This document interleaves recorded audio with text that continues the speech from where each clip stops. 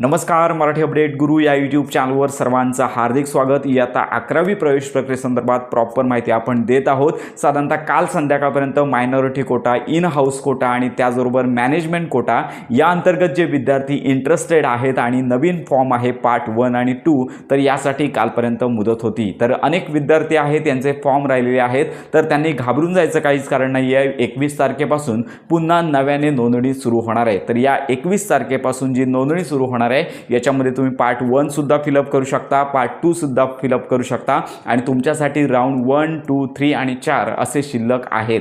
त्यामुळे घाबरून जायचं कारण नाही आहे। काल जो राऊंड काल जे राऊंड प्रसिद्ध करण्यात आले त्याला 0 राऊंड म्हणतात। याच्यामध्ये मॅनेजमेंट, इन हाऊस कोटा आणि त्याचबरोबर लक्षात घ्या की मायनॉरिटी कोटा यांच्या अंतर्गत प्रवेश दिला जातो। तर याच्यामध्ये काही विद्यार्थ्यांनी फॉर्म भरलेले आहेत, काही कॉलेजेस टाकलेले आहेत। जर तुम्हाला याच्यामध्ये एखादं कॉलेज अलॉट झालं आणि तुम्ही कॉलेजमध्ये प्रवेश घेतला तर तुमचा ॲडमिशन आहे कन्फर्म होईल, पुन्हा तुम्हाला पुढच्या राऊंडसाठी जाता येणार नाही आहे।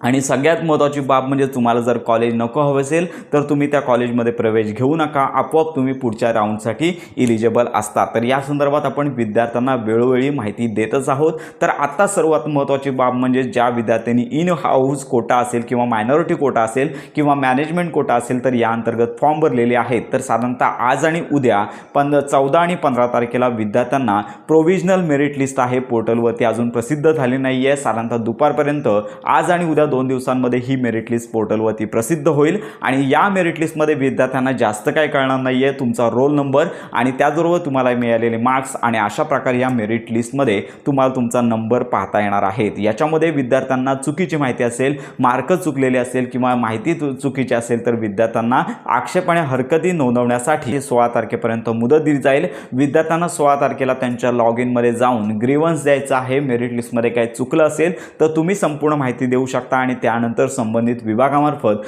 पुन्हा या मेरिट लिस्टमध्ये प्रोव्हिजनल तात्पुरत्या मेरिट लिस्टमध्ये दुरुस्ती करून पुन्हा सर्व विद्यार्थ्यांची लक्षात घ्या की मायनॉरिटी, मॅनेजमेंट आणि त्याचबरोबर इन हाऊस कोट्याअंतर्गत ज्या विद्यार्थ्यांनी फॉर्म भरलेले आहेत अशा विद्यार्थ्यांची मेरिट लिस्ट आहे ती प्रसिद्ध होणार आहे।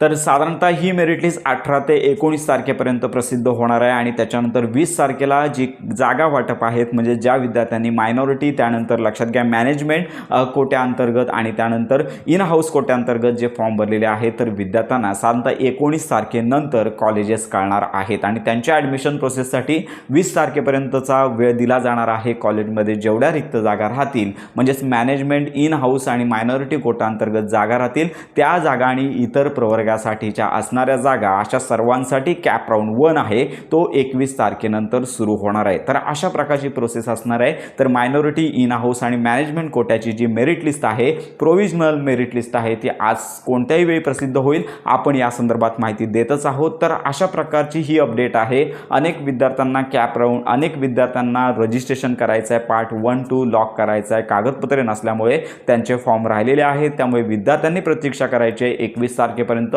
पुन्हा नव्याने तुम्हाला पार्ट 1 फ्रेश भरता येणार आहे। त्यामुळे घाबरून जायचं काहीच कारण नाही आहे। जर तुमच्याकडे कागदपत्रे नसतील, नॉन क्रिमिनल सर्टिफिकेट नसेल तर प्रवेशाच्या पूर्वी पावती दाखवू शकता।